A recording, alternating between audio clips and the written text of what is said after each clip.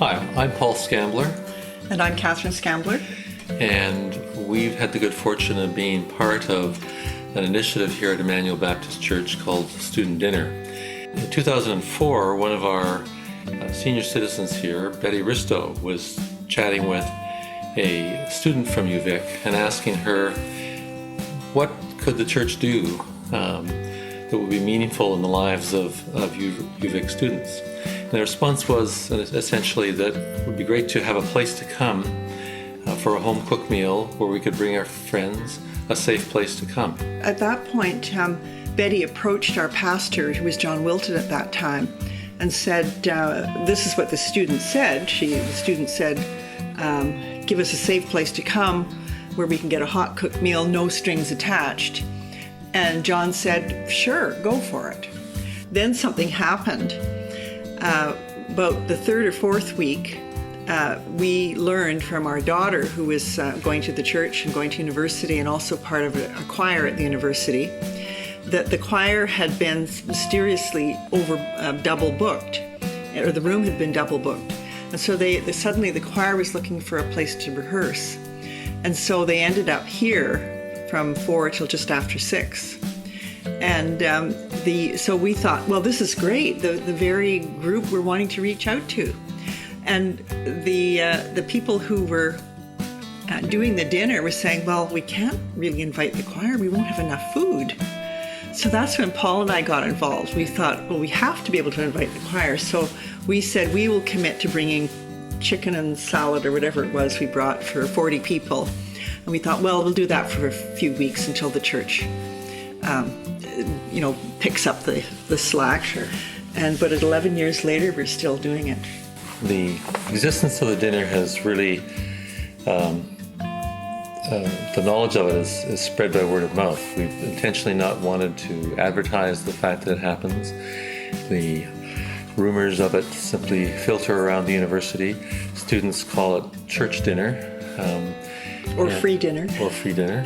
And as Catherine said, we now have 400 to 500 students with us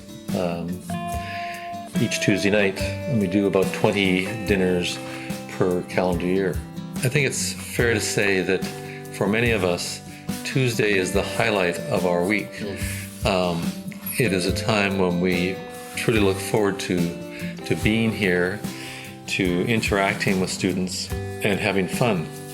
And the students themselves will tell us that they sometimes order their social calendar, if you like, around the dinner. And for many students, it's one of the few hot cooked meals that they have during the course of the week. Especially this time of year, that some students really are pinched. We get a lot of messages from them. And one message in particular that I recall was, thank you for feeding me, I have $10 in the bank. We've also found that the dinner itself has been a very invigorating experience for us as the church community.